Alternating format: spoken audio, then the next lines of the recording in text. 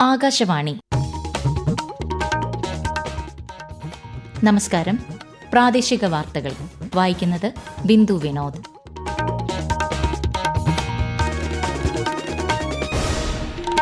പ്രധാന വാർത്തകൾ.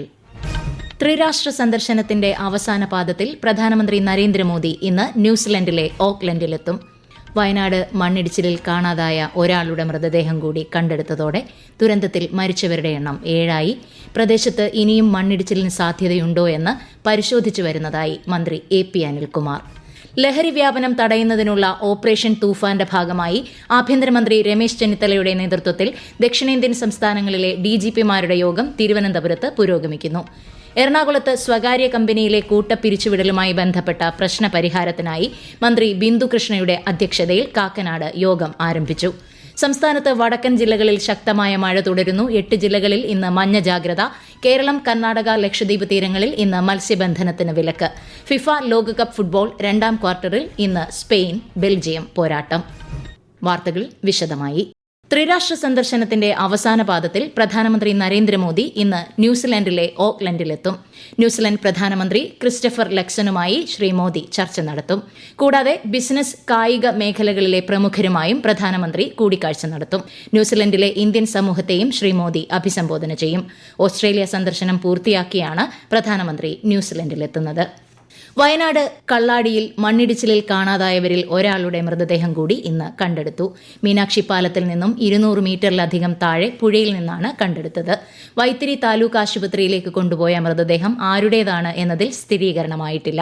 ഇതോടെ ദുരന്തത്തിൽ മരിച്ചവരുടെ എണ്ണം 7 അവശേഷിക്കുന്ന ഒരാൾക്കായുള്ള തിരച്ചിൽ തുടരുകയാണ്. ട്രാൻസ്ഫോമർ പരിസരത്തുൾപ്പെടെ തിരച്ചിൽ നടക്കുകയാണെന്ന് മന്ത്രി T സിദ്ദിഖ് പറഞ്ഞു. തെരച്ചിൽ കൂടുതൽ ശക്തമാക്കുന്നതിന്റെ ഭാഗമായി പ്രാദേശിക സംഘത്തെ കൂടി ഉൾപ്പെടുത്തിയിട്ടുണ്ടെന്നും അദ്ദേഹം വ്യക്തമാക്കി.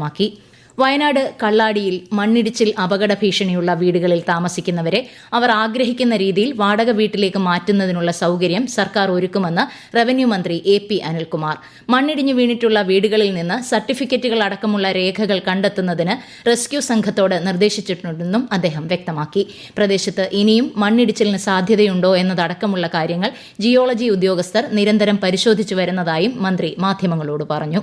ചെറിയ രീതിയിലുള്ള ഇടിച്ചിലൊക്കെ മണ്ണ് ഇളകി നിൽക്കുന്നതായിട്ട് വരും. അതൊരു മണ്ണിടിച്ചിലായിട്ട് ലാൻഡ് സ്ലൈഡായിട്ട് നമുക്ക് കാണാൻ കഴിയില്ല. ഇളകി നിൽക്കുന്ന മണ്ണ് മഴയും വരുമ്പോൾ താഴോട്ട് വരുന്നത് അത് അത്ര അപകടകരമാവില്ല എന്നാണ് പറയുന്നത്. പക്ഷെ എന്നാലും എത്രമാത്രം സ്റ്റേബിൾ ആണ് എന്നുള്ള ജിയോളജി ഇന്നലെയും ഉദ്യോഗസ്ഥന്മാർ വന്നിരുന്നു. നിരന്തരം അത് പരിശോധിച്ചുകൊണ്ടിരിക്കുന്നുണ്ട്. അടുത്തൊരു സാധ്യത എത്രമാത്രം ഉണ്ട് എന്നുള്ളതിനെ കുറിച്ചൊക്കെ പരിശോധിക്കുന്നു.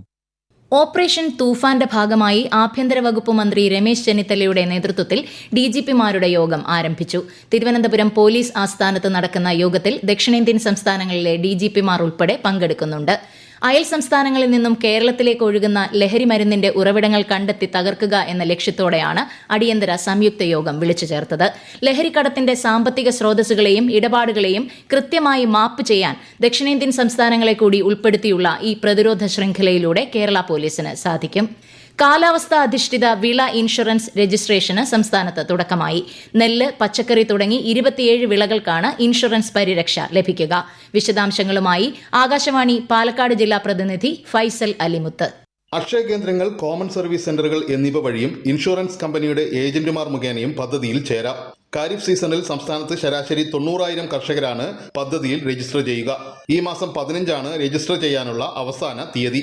അതേസമയം മുഴുവൻ കർഷകർക്കും രജിസ്ട്രേഷൻ പൂർത്തിയാക്കാൻ കഴിയുന്ന വിധം തീയതി നീട്ടണമെന്ന് കർഷകർ ആവശ്യപ്പെടുന്നുണ്ട്.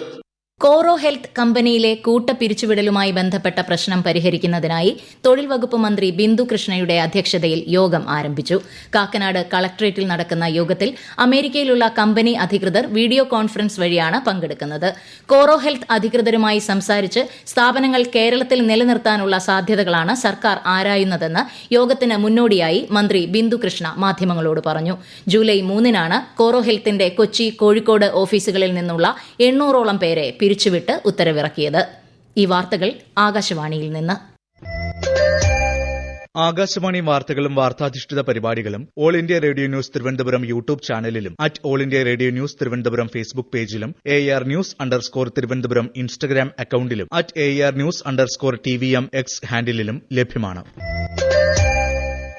സംസ്ഥാനത്ത് വടക്കൻ ജില്ലകളിൽ ശക്തമായ മഴ തുടരുന്നു. പലയിടത്തും വ്യാപക നാശനഷ്ടം റിപ്പോർട്ട് ചെയ്തിട്ടുണ്ട്.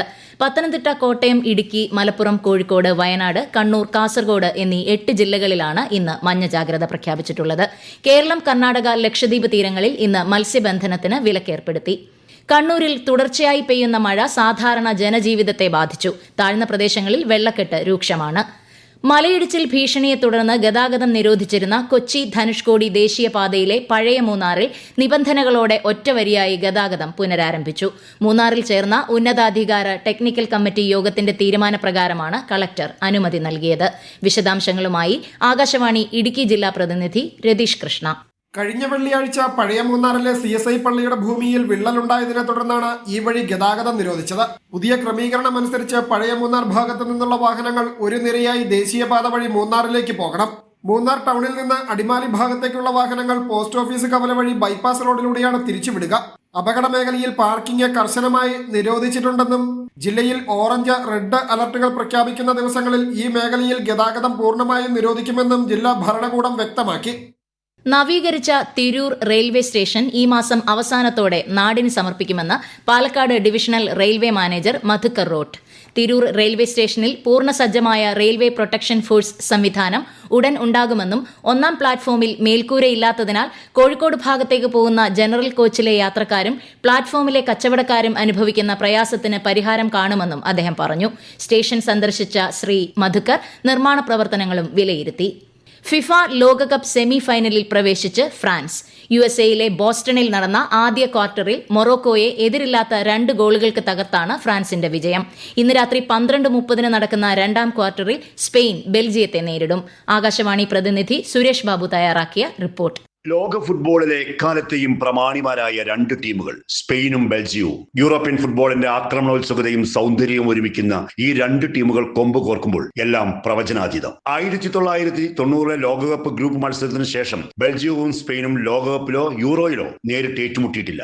അന്ന് 1-2 ഗോളുകൾക്ക് സ്പെയിനായിരുന്നു വിജയം. ഇക്കുറിയും കണക്കുകളിൽ മുന്നിൽ സ്പെയിൻ തന്നെ. ലാമിൻ യമാൽ അടക്കമുള്ള പുതുതലമുറ സ്പാനിഷ് ടീമിനെ വേറിട്ടതാക്കുന്നു. സ്കോർ ബോർഡിൽ പിന്നിൽ പോയാലും അതിശക്തമായി തിരിച്ചടിച്ച് മുന്നോട്ട് വരാൻ ബെൽജിയത്തിന് കഴിയും. മിഡ്ഫീൽഡിൽ ആധിപത്യം സ്ഥാപിക്കാനുള്ള സ്പെയിൻ കരുനീക്കത്തെ റൊമാലു ലുക്കാക്കും കൂട്ടരും എങ്ങനെ അതിജീവിക്കുമെന്ന് കാത്തിരുന്നു കാണാം.